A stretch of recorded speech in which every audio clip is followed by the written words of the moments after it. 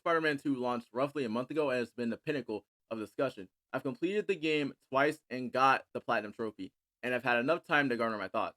Today, I want to do a deep dive into the main protagonists and antagonists of the story, being Peter Parker, Miles Morales, Harry Osborn, Kraven the Hunter, and Venom. In this analysis, I want to dissect the overall themes and message behind the story, as well as how the major story beats impact the story, particularly the most controversial parts of the game. This includes if Harry's transformation into Venom was executed properly, and was Kraven fleshed out enough to serve significant purpose as the game was intended, and how Miles' arc throughout the story was executed as well. At the beginning of our story, we get a flashback of how Harry obtained the symbiote, and from there we pick up in the present later in the shoes of Peter Parker, and we get a taste of what his life is like from the previous games. During the introduction, we also get our first look at Miles Morales and how he has developed into his own Spider-Man. Next, we get a look at Sandman, who warns Peter and Miles about someone with an army that is coming, and that someone is Kraven. And we then figure out that Kraven has come to New York City to hunt down all the heroes and villains to see which one could give him the proper hunt.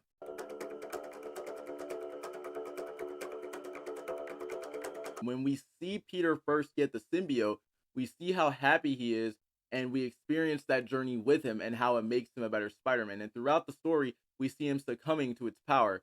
The symbiote latched onto his fear of being surpassed, as well as he sees it as a way to protect everyone, but at the cost of losing himself or his best friend who needs to survive.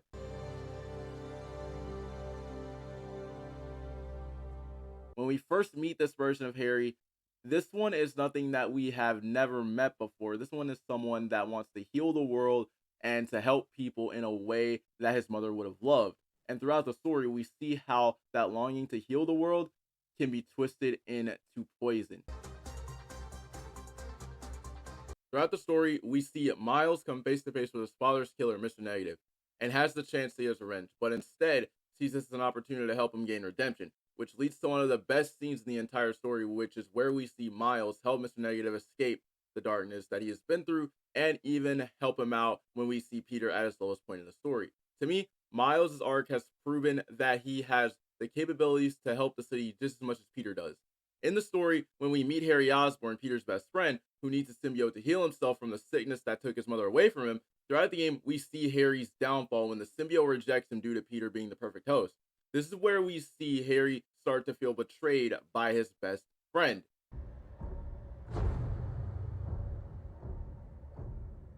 When we first see Kraven, he wants nothing more than to hunt and to find the most worthy prey from the battle.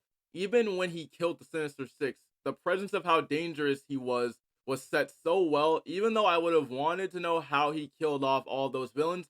Based on what we experienced and what Kraven's views are, he views them as not worthy enough for him to face.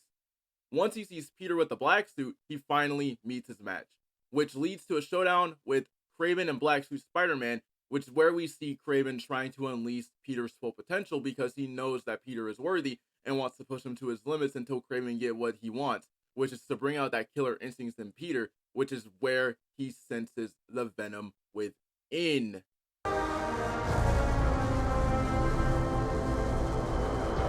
Harry's Venom transformation is one that comes from him feeling betrayed by Peter and knowing he needs it to survive, and with the experience Peter has had with it, makes Peter want to protect Harry from turning into something worse, which reminds me of a plot that we all saw before.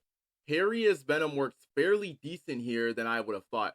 I mean, we all knew Harry was going to be Venom, but they executed it with their own unique spin, just like how they did it with Doc Ock. We know the symbiote's going to go bad for both Peter and Harry, and that something bad was going to happen to Harry throughout the story. We see Harry is hurting, not just because Peter betrayed him, but also he won't give back his only chance to help the world. But we don't know who's in control. Is Harry controlling Venom, or is it the exact opposite? Sure, I would have loved to have seen Peter transform into Venom to fight Kraven, but I think Harry is an amazing choice.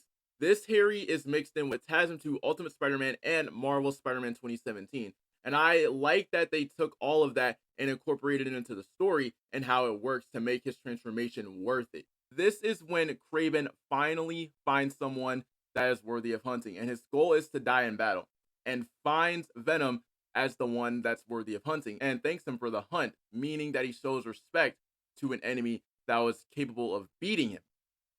To me, Craven did his job in finding the right opponent and pushing Peter to his limits. Every time he was on screen, he made me think of what he's going to do next, as well as his presence being established by killing off the rest of the Sinister Six made me think that he was going to be a huge problem. I mean, I would have liked to have seen how he killed off Sinister Six, yes, but the way that he was executed was brilliant. Venom to me in the story felt rushed in my opinion, and once Peter got the symbiote, he was the one who made it evil because when Harry had it, he had no problems at all controlling it and was doing just fine. So to me, Venom learned hatred from Peter, and once it got back to Harry, it felt strange because I didn't really see Harry as a bad guy because throughout the game, it felt like there wasn't a lot of build up for him to become Venom. I won't lie and say that this was not what I was expecting, but I just felt like Harry's motivation to hate Peter wasn't there.